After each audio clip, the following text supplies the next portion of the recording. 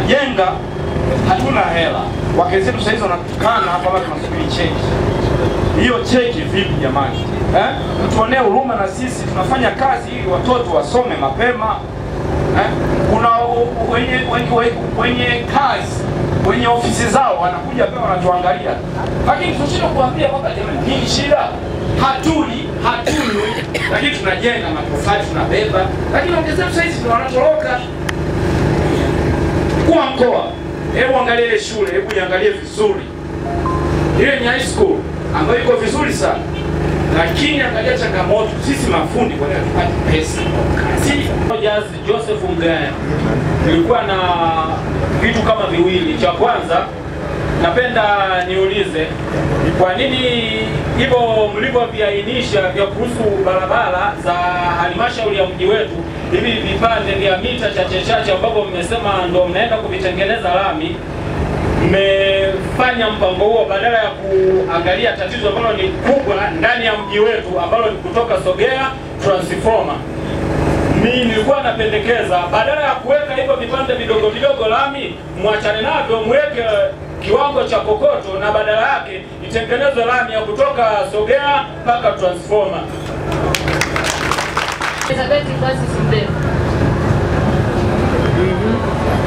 Kwa mashamba inaenda kupanda lima kama kawaida. Sasa ikatokea tunaenda kupanda njegere, ndipo nilipovamiwa na mkwe wa Nzoa akidai ile shamba la kwake. Wapi? Mtaa wa Nyerere. Nilishinda kesi, ndugu zangu zote tunazo hapa. Familia gani? Mwaka gani? Umepewa shamba? Mwaka 83. Mkuu wa wilaya alikuwa John Malechera. Waliogawa mashamba hayo, katibu kata marehemu Goya, mwenyekiti Sam Karangwe, mwenyekiti Jola Msichona. Ndio nilifika mahakamani, mahakama ya mwanzo kote nilifika, nikapeka mashahidi, wawili walitoa ushahidi, Mwasenga. Mahakamani waliamua vipi? Usiorozeshe watu. Ulishinda au ulifanyaje? Mahakamani baraza la kata nilishinda kesi 10 kwa. Nikaenda baada hapo nilikuwa nimejenga nyumba. Ndio nilienda kutoa ripoti polisi. Huyo ndio jenga nyumba alikamata. Kesi ulishinda mwaka gani? Familia gani umesema ile kuvamia? Ya mzee Nzoa.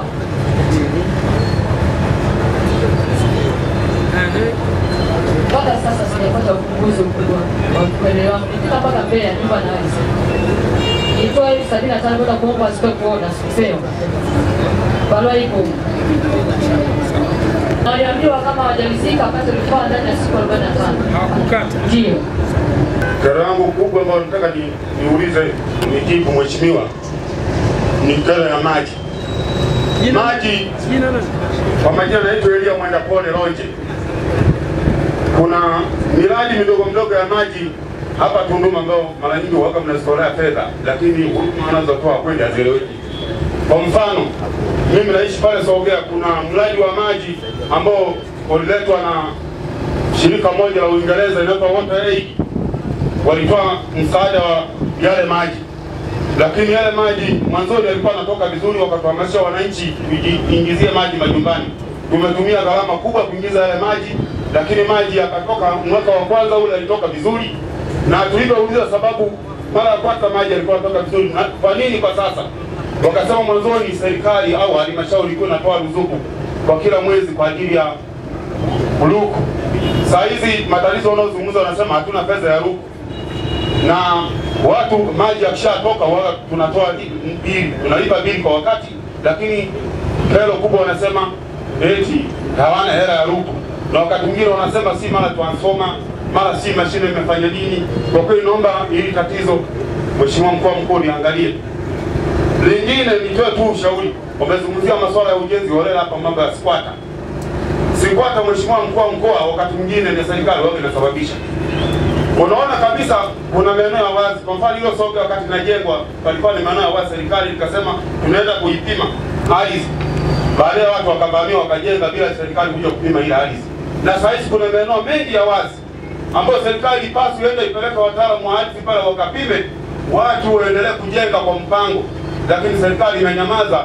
Tunaendelea kulalamika kwamba mmejenga kiholela, mwisho wa siku mnavunjia watu nyumba kwa barabara, wakati kulikuwa na uwezo wa kupima ardhi mapema kabla wananchi hawajavamia kwenye ujenzi. Nashukuru ya kwangu ndio hayo.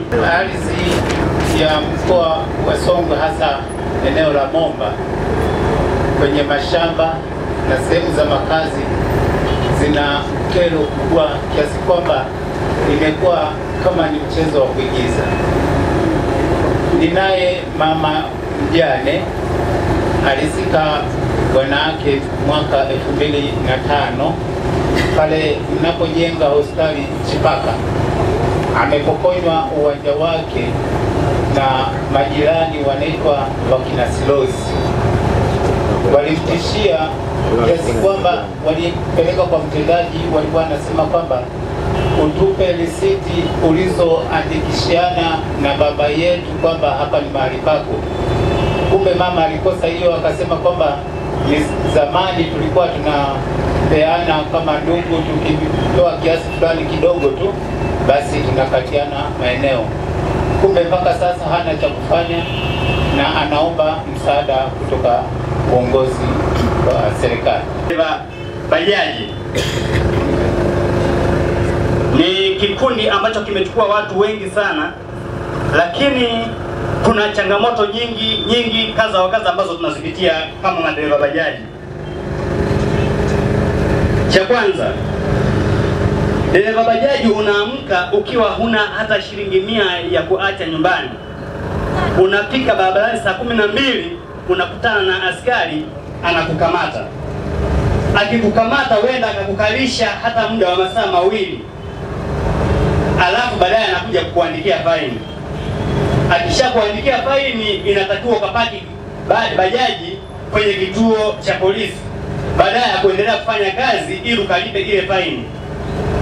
Wakati huo tumeona magari wakiandikiwa faini wakiendelea na kazi, lakini wanalipa faini kwa muda wao. Kama mheshimiwa mkuu wa mkoa huu wa Songwe, ningependa utoe tamko kwa hao madereva bajaji ambao tupo hapa. Naamini wako wengi ambao wako pembeni humo wanaendelea kukusikiliza ukiendelea kutoa hotuba zako. Ningependa utujibie hili swala, maana tumekuwa tukipata shida kubwa mno kwa sababu ya swala hili. Pia naamini mheshimiwa RPC yuko hapa. Kwa upande wa madereva bajaji, mheshimiwa RPC, tunazo shida kama hizo.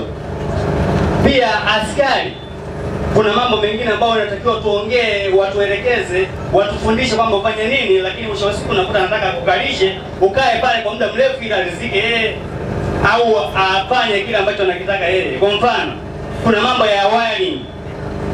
Kuna hizi taa za brake, si madereva bajaji hatuna conductor. Sawa? Kuna wakati askari anakupiga mkono, akikupiga mkono anataka wewe kila ambacho anakuambia kanyaga taa za brake, umekanyaga, anakuambia taa ya brake haiwaki huku na kuandikia faini. Wakati huo ungetuelekeza kwamba bwana taa za brake ziwaki, nenda garage kafanye karekebisha, aone kama hujarekebisha. Emma Osia Bembela ni mkazi wa Majengo.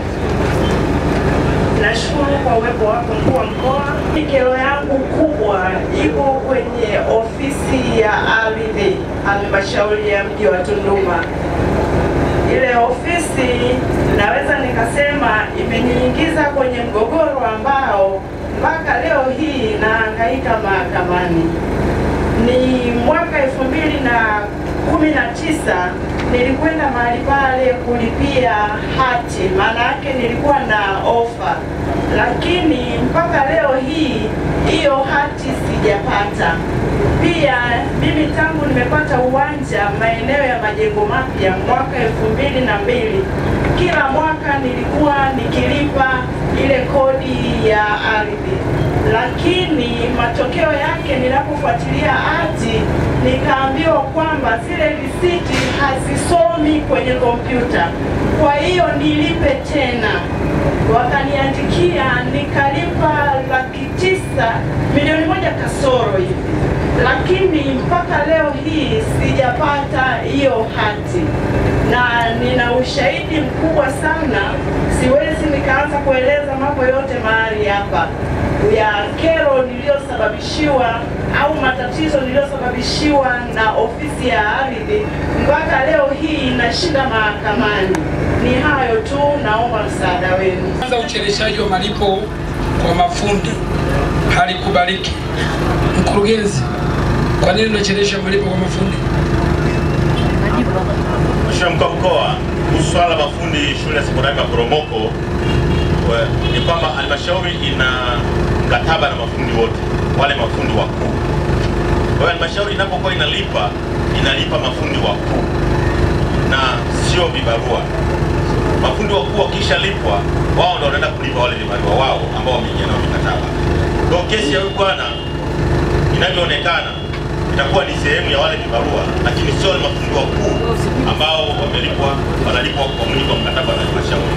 Kwa mara ya mwisho tarehe 28 Oktoba tumelipa shilingi milioni 16.7. Tarehe 28 Oktoba shilingi milioni 16.7 kwa mafundi wakuu ambao wameingia mikataba na halmashauri. Watukisha walipa mafundi wakuu 16.7. Kisha walipo wale sasa wenyewe wana utaratibu wao jinsi walivyoingia makubaliano na wale vibarua.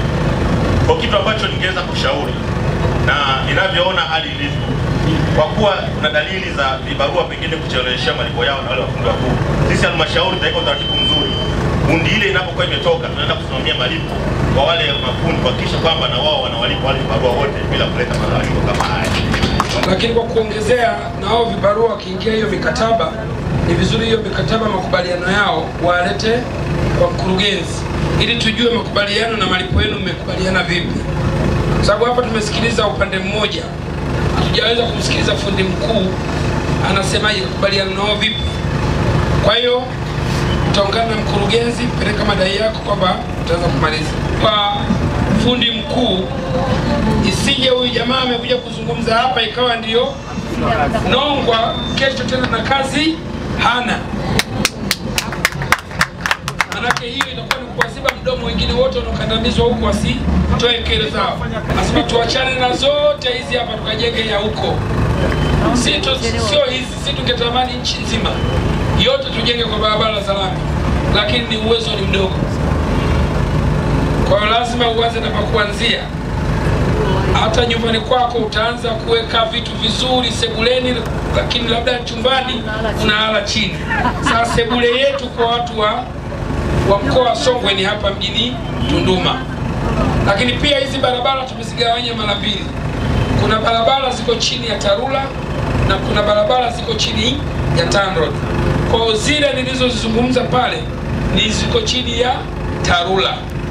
Na barabara nyingi za TARURA asilimia zaidi ya 80 zinatakiwa zijengwe kwa kiwango cha tope cha udongo. Asilimia 20 ndio ziko kwenye kiwango cha changarawe na lami kwa mujibu wa bajeti tulioidhinishiwa na Bunge. Kwa hiyo kila hali inavyoruhusu upatikanaji wa fedha na uwezo wa serikali, tutaendelea kujenga lami, usingeanza kitu ambacho hela yake hakuna. Lakini kwa sasa mipango tuliokuwa nayo ni kuipandisha daraja barabara hiyo badala ya kuhudumiwa na TARURA ambao bajeti yao kidogo ni ndogo, ili iende kuhudumiwa na TANROADS. Sasa hiyo mipango lazima kuna mchakato mpaka tukae kwenye vikao wote tukubaliane ndani ya wilaya na ndani ya mkoa, alafu ndio tupeleke kwenye vikao vya juu na Bunge waridhie. Kwa ardhi yake mtendaji wa mtaa upo mtendaji wa mtaa huu majibu nayo. Mkuu wa wilaya alete majibu ya hili jambo. Mkoa ameleta nyaraka zake hapa na kwa haraka nikawa tumehitaji ushauri apitie mwanasheria wa halmashauri. Kilichoonekana ni kweli kabisa kulikuwa na mgogoro. Ni kweli kabisa huyu mama alishtaki. Na ni kweli kabisa huyu mama alishinda 2012 na pia mgogoro wake unafahamika na halmashauri kwa sababu imepatikana barua hapa ambapo mkurugenzi wa halmashauri alimwelekeza mtendaji wa mtaa wa Nyerere kabla ya kwenda baraza la kata kuwaita na kuwasikiliza mgogoro huo. Sasa baada ya kushinda kilichopo hapa ni kwamba ameshinda kwenye baraza la kata, ili hukumu ile itekelezwe,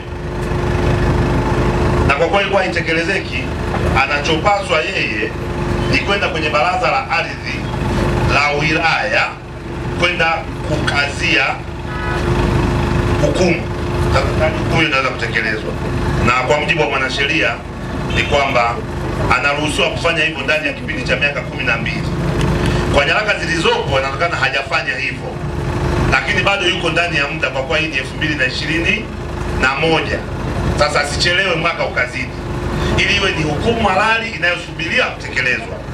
Na ikiwa inatakiwa kutekelezwa, hata sisi serikali sasa tunaweza kusaidia kusimamia utekelezaji wa maamuzi ambayo ni hukumu. Kwa hiyo ambacho tunashauri kwamba aende akakazie, akishakazia alete kwetu ofisi ya wilaya au tuseme serikalini, ili kusaidia kusimamia utekelezaji wa maamuzi ya kisheria yaliyokwisha kufanyika. Nakushukuru sana mkuu wa wilaya kwa maelezo mazuri lakini ya ziada. Tumekuja kutatua kero za wananchi, na mwananchi huyu ana kero. Mwanasheria, mpaka huyu mtu anakuja kuzungumza hapa ameshakumbana na vikwazo vingi huko. Tusimwachie yeye peke yake akatatue hili. Wewe na kuagiza msaidie huyu mama kwenda kukazia hukumu, ili hukumu hii itekelezwe, arudishiwe haki zake. Sawa? Ruwasa, umesikia hapa, maji tumepeleka, lakini kila siku mnasema mara hamna umeme, sijui mara hamna luku. Kweli kwenye hilo eneo la Sogea kulikuwa na hilo tatizo, mara umeme unakuwa kwenye low voltage, lakini kwa sasa tumeshawasiliana na watu wa TANESCO, wamelitatua hilo. Na swala la luku, kwa sasa kila mwezi wizara inaleta hela kwa ajili ya umeme, kwa hiyo tatizo hilo limeshaisha. Pata sababu ni serikali, ni kweli, wala mwananchi hujakosea. Wananchi wana kiu ya kijenga. Kasi yenu wananchi imekuwa kubwa kuliko uwezo wa serikali kupima viwanja. Afisa ardhi, tusiwavizie wananchi ili wanajenga ili tukavunje, ila tuwasaidie wananchi wajenge katika mazingira mazuri na kwa mpango wa serikali. Mpango ukoje wa wizara ya ardhi na idara ya ardhi kupima viwanja ili kwamba wananchi wajenge katika viwanja vilivyopimwa. Halmashauri ya mji wa Tunduma toka ilipokuwa mamlaka kamili ya halmashauri mwaka 2015, jambo la kwanza tuliloanza nalo ndio ambalo Mheshimiwa mkuu wa mkoa umelisemea hapa, la kuhakikisha kwamba ardhi yetu ina mpango kabambe. Kwa hivyo hatua ya kwanza tuliyoifanya miaka kabla ya mwaka 2015, halmashauri ya mji wa Tunduma ardhi yake ilikuwa ni ardhi ambayo iko kiholela, kwa maana ya kwamba ardhi yake haijulikani mpango wa matumizi kwa kila kipande cha ardhi. Jambo la kwanza unalotakiwa kama mtaalamu ni kuhakikisha ya kwamba mji wote unapata mpango kabambe, kila kipande cha ardhi kinajulikana matumizi yake. Ule kitaalamu unaitwa ni mpango wa jumla. Lakini ukishaandaa mpango wa jumla, kinachofuata kutoka kwenye mpango wa jumla unaandaa mipango ya kina. Mipango ya kina ndio tunaita michoro ya mipango miji. Waheshimiwa madiwani wengine wapo wanaijua, kwa sababu kisheria huwa inapitishwa kwenye vikao. Ndani ya mchoro ule sasa unaandaa matumizi ya kila kiwanja, hospitali pamoja na maeneo mbalimbali ya umma na maeneo ya makazi.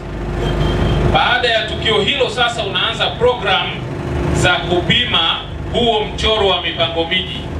Kwa hatua ya kwanza tuliyoanza nayo toka mwaka 2015, tulianza kupima kwa upimaji ambao ni shirikishi.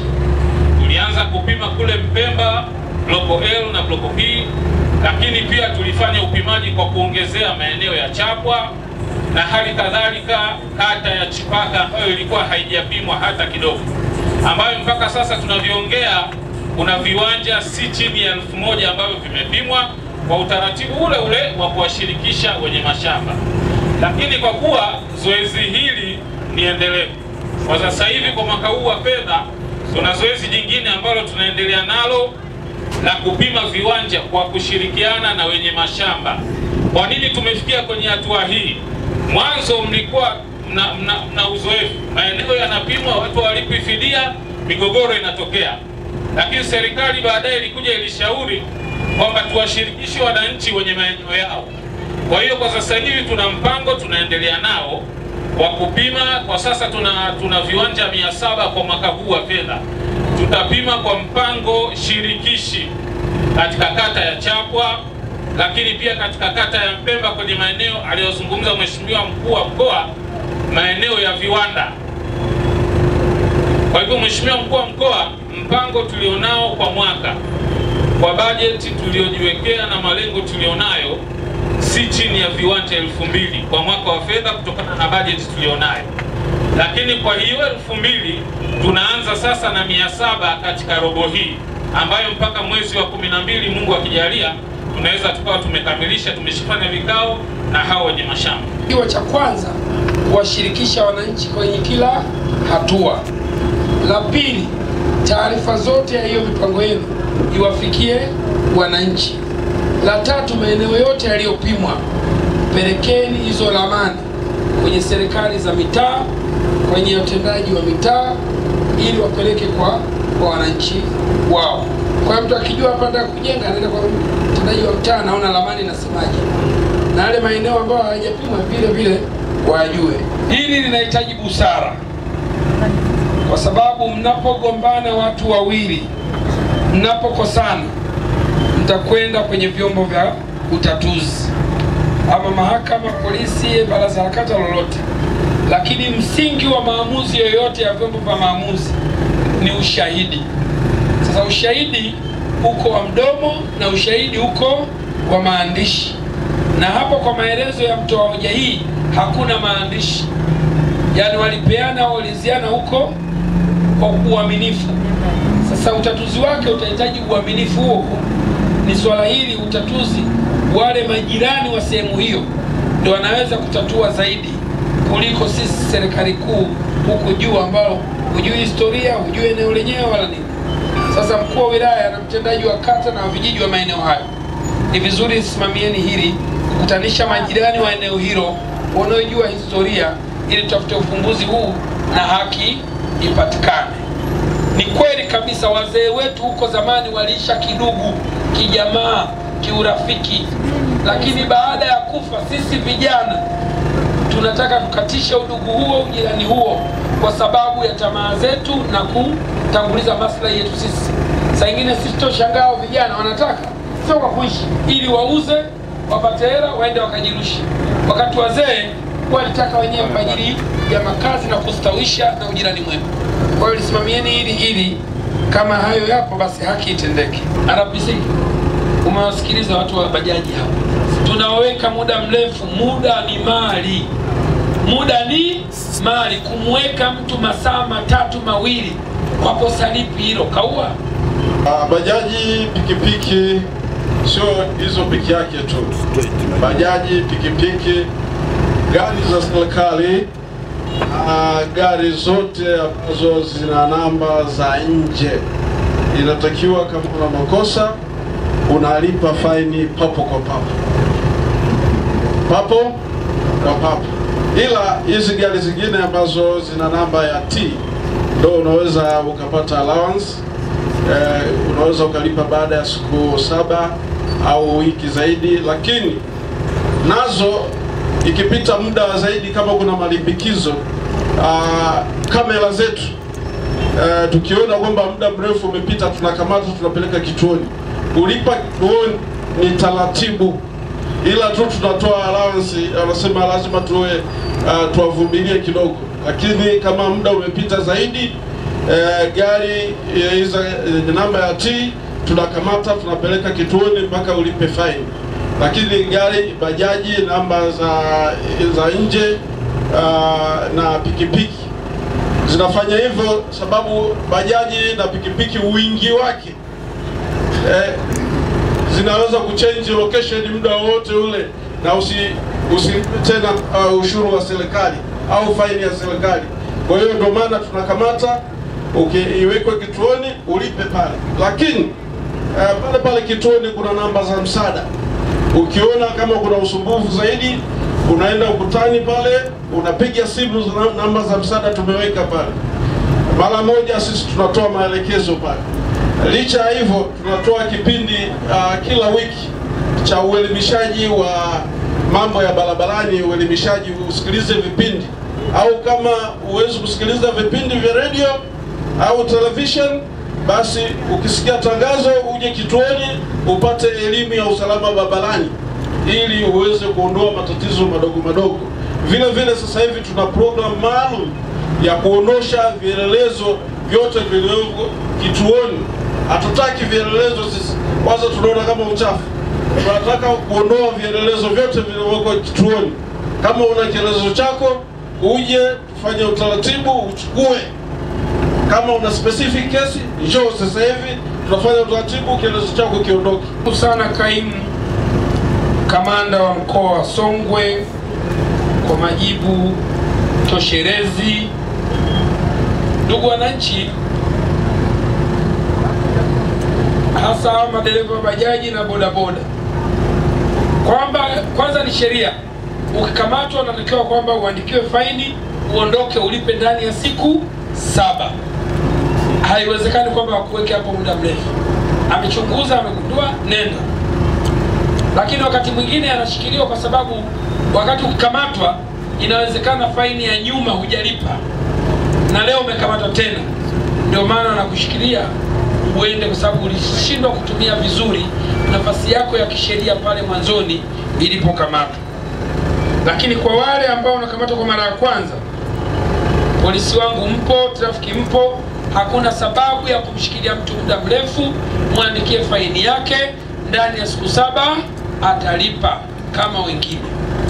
Lakini lingine kwa wananchi, madereva bodaboda na bajaji, mkiambiwa kuna darasa la elimu la usalama barabarani, mwende. Na hapa ndio tatizo linapoanza. Wengi hamwendi kwa sababu una bodaboda ya mtu, bajaji ya mtu, unaogopa utakosa kipande, hesabu haitotimia. Matokeo wachache wanakwenda, halafu nyinyi hampati elimu na mnakuja kuendesha bodaboda pasipokuwa zingatia sheria za barabarani. Na hili nimelipata jana hapa Chapwa. Kuna kijana mmoja wa bodaboda akasimama anasema mimi ni dereva mzuri kweli kweli kuliko hata madereva mnaojua. Eti traffic anasimamisha, anasema eti kwa sababu tu sina leseni mimi sio dereva. Kuna gari gani inanishinda? Kwa sababu nini? Anakosa elimu sahihi ya usalama baba. Yeye kupiga starter na kusogeza gari kisha kuwa dereva, hajathibitishwa na mamlaka yoyote. Kwa hiyo wale wote ambao hawana leseni, hao sio madereva. Na niwaombe abiria, kabla hujapanda kwenye chombo cha moto, hasa bajaji na bodaboda, muulize, bwana wewe ni dereva? Akwambia ndio, nionyeshe leseni yako. Kama hana, shuka. Yaani huyo maanake hata sheria za barabarani hazielewi. Anaweza kuingiza mahali popote pale. Hajui wapi pa kuovertake, hajui sehemu gani, anaweza kuja kuchomeka maisha yako akawa hatarini. Ni vizuri mkaendeshwa na madereva waliothibitishwa na mamlaka inayohusika, TRA na jeshi la polisi kupitia trafiki. Na mmemdai mara 2 wakati risiti anazo. Kama hazikuingia kwenye kompyuta ni kosa lake huyo. Kwa nini mmemchaji na Laki9 ya kwake? Mambembela yeye ana kesi 2. Kesi ya kwanza haimuhusu yeye moja kwa moja, ambayo alizungumza ni kesi ya mahakamani, hiyo nitaizungumzia mwishoni. Lakini hii kesi ya kwanza ambayo anayo Mama Neema Mbembela, ni kweli ana kiwanja katika mji wa Tunduma, maeneo ya kule juu Majengo, na kiwanja hiki wakati tunafanya uhakiki wa mifumo mipya, kwa sababu Wizara ya Ardhi ilileta mifumo ambayo tayari ilisharekebishwa. Baada ya kufanya uhakiki ule, kiwanja chake kilikuwa bado hakijaingizwa katika mfumo kama ambavyo viwanja vingine vingi vilikuwa vijaingizwa. Na mara tu baada ya kuwa unaingiza kiwanja kile katika mfumo, ukishaingiza katika mfumo mpya wa sasa, kiwanja kinaanza kudaiwa kodi toka mwaka 97-98. ndivyo mfumo ulivyowekwa. Kwa hivyo kila mwananchi ambaye kiwanja chake kilishaingia katika mfumo uliorekebishwa, deni linasoma kuanzia mwaka huo. Kinachotakiwa kufanyika ni kwamba mwananchi ule, kwa kuwa kila mwaka tangu miaka hiyo analipa kwa zile risiti za njano, anapaswa kuleta zile risiti za njano original na sio photocopy. Akileta zile risiti, tunachofanya tunaingiza katika ule mfumo, tunafuta deni. Kwa bahati mbaya mama yangu pale hakuweza kufanikisha hilo kuanzia mwaka huo 97. Kwa hiyo mfumo unajipiga mahesabu toka mwaka 97 mpaka pale unapodaiwa kwa mwaka wa fedha unalipa. Na tulipewa maelekezo ya moja kwa moja kutoka Wizara ya Ardhi kwa msisitizo mkubwa, hakuna kufuta deni kwenye mfumo kama mwananchi hajaleta risiti original kufuta deni. Kama unakumbuka huko nyuma, Mheshimiwa Mkuu wa Mkoa, kuna maafisa ardhi wengi walisimamishwa baada ya kuonekana wanafuta madeni kwenye mfumo bila kuthibitisha risiti halali na ambazo ni original. Kwa hiyo kwa bahati mbaya sana mama yangu, mfumo ukapiga hesabu kuanzia mwaka ule deni likaja 900,000. Kwa hiyo hakukuwa na njia nyingine Mheshimiwa Mkuu wa Mkoa isipokuwa kulipa madeni ya nyuma ambayo yalikuja kwa jumla ya shilingi 900,000. Nije ni kwenye kwa nini hati yake Mheshimiwa Mkuu wa Mkoa imechelewa. Wakati tunafanya maandalizi ya hati ile, hapa Tunduma mjini kuna maeneo matatu. Eneo la kwanza kuna bloko L, majengo mapya kule. Kuna bloko F nayo iko mjini hapa majengo huko, lakini kuna bloko G ambayo inakwenda mpaka maeneo ya NBC, ile inaitwa bloko G. Haya maeneo miaka ya nyuma yalipangwa bila utaratibu wa kumaliza mpaka mwisho, kwa maana ya kwamba tunaita kitaalamu demarcation. Yaani watu walipangwa kwa kufuata mchoro wa mipango miji, lakini ramani ile ya mipango miji ikapewa namba za awali kabla ya kupata idhini Wizara ya Ardhi. Kwa hiyo wananchi wote wale walipewa ofa zenye namba za demarcation, lakini walikuwa wanalipa kama kawaida. Kwa hiyo baada ya sasa kuja ofisi za mkoa za ardhi katika kila mkoa, tulichokifanya ni kurudia kupima upya, kwa sababu ilionekana hati zitakuwa zinaangaliwa kwenye namba ambazo hazijapata idhini na wizara yenyewe. Kwa hiyo tulipima upya viwanja 288 vikihusisha bloko L, bloko F na bloko G. Na bahati nzuri Mheshimiwa Mkuu wa Mkoa, ramani hiyo imeshapata idhini, kwa maana imeidhinishwa na Wizara ya Ardhi ambayo iko pale Selewa, kwa maana ya mkoa wa Songwe. Ramani hiyo Mheshimiwa Mkuu wa Mkoa tumeipata wiki iliyopita. Kwa hiyo namshauri mama yangu aje kwa ajili ya kuja kumwandalia hati sasa kwa namba ambayo imepata idhini kupitia Wizara ya Ardhi sasa. Lakini tukija kwenye upande ule wa kusema ya kwamba idara ya ardhi imemsababishia kuwa na kesi, naomba niliweke sawa jambo hili. Mama huyu ana mtoto wake anaitwa Ismail Baruti. Ismail Baruti kuna transaction alizifanya nafikiri kwenye masuala ya kukopeshana huko nje kabisa na masuala ya ardhi. Yule mtoto wake alikuwa anadaiwa milioni kama sikosei 19 hivi, sina kumbukumbu vizuri. Alilipa kiasi, kuna kiasi hakumaliza kulipa. Kwa hiyo yule aliyekuwa anamdai akaenda mahakamani. Kwa hiyo mali za yule mtoto zikawa zinatakiwa ziwe seized, ziuzwe ili kufidia ile gharama. Katika mali ambazo anazo yule mtoto wake Ismail Baruti ni viwanja viwili ambavyo vinasoma pia kwenye mfumo wetu. Kwa bahati nzuri au mbaya, viwanja vile viwili, kimoja kimeandikwa yeye mwenyewe Ismail Baruti na mama yake huyo hapa Sada Mbembela. Ana majina, kuna Sada na kuna Neema Mbembela, yote ni majina yake. Kiwanja kile kikachukuliwa kwa sababu mtoto naye ana share mle. Kiwanja kingine cha pili kinasoma jina la mtoto wake mwenyewe peke yake, Ismail Baruti. Kwa hiyo kiwanja hiki, pamoja na kwamba Ismail kuna taarifa ya kwamba alishakiuza, lakini hakuja kufanya transfer, kwa sababu kisheria ili kiwanja uclaim kwamba sio cha kwako kuanzia sasa. Sio ukiuze kwa mkataba wa kuandikisha kwa mwanasheria alafu usije ofisi za ardhi kufanya transfer. Ukiuza kiwanja ambacho kinasomeka wewe kwenye mifumo yetu, tutakutambua wewe kila siku na kodi tutakudai wewe, na hata ikitokea kesi mahakamani utapelekwa wewe kwa jina ambalo linasoma kwenye mfumo. Kwa hiyo hii kesi, Mheshimiwa Mkuu wa Mkoa, bado iko mahakamani.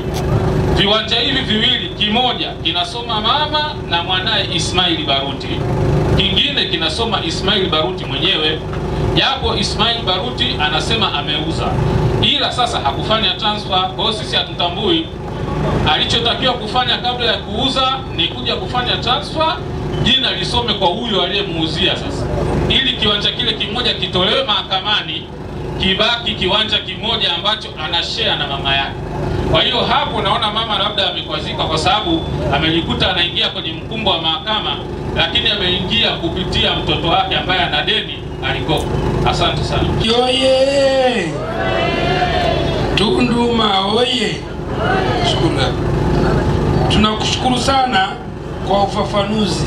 Na mimi nimemuelewa Bisada. Yaani Bisada anasema ardhi imenisababishia kwa hoja kwamba tumechelewesha kumpa hati yake. Hati ingepewa mapema, ina jina lake pekee. Haya huko mahakamani kesi ingekuwa nyepesi. Ndio hoja yake ya msingi. Kwa pamoja na sababu zote tulizozungumza ya ramani na nini, hoja yake yeye ni hiyo.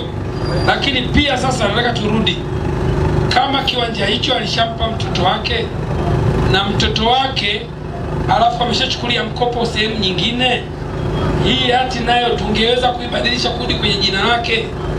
Uoni kama naye serikali tungetenda dhambi kwa yule mtu mwingine?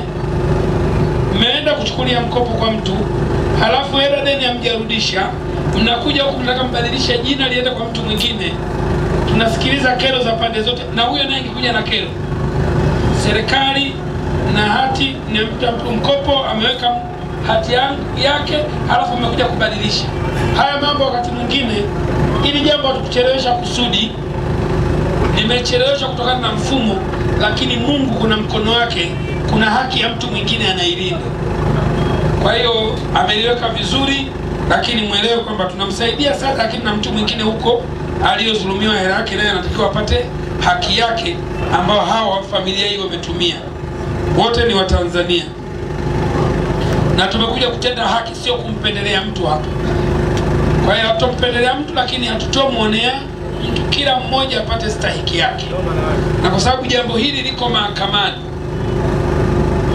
ni vizuri maafisa ardhi tuwe waangalifu na wanasheria watusaidie. Je, ni halali kutoa hati kipindi hichi wakati swala hilo liko mbele ya mahakama? Wanasheria mtatusaidia ili sie kuingia kwenye shida hii. Hebu tuambie katika hili. Mheshimiwa Mkuu wa Mkoa, kwa mujibu wa sheria ya ardhi ya mwaka 1999 iliyofanya marekebisho 2019 pamoja na sheria ya usajili wa ardhi, sio halali kuweza kutoa hati ambayo tayari na mortgage.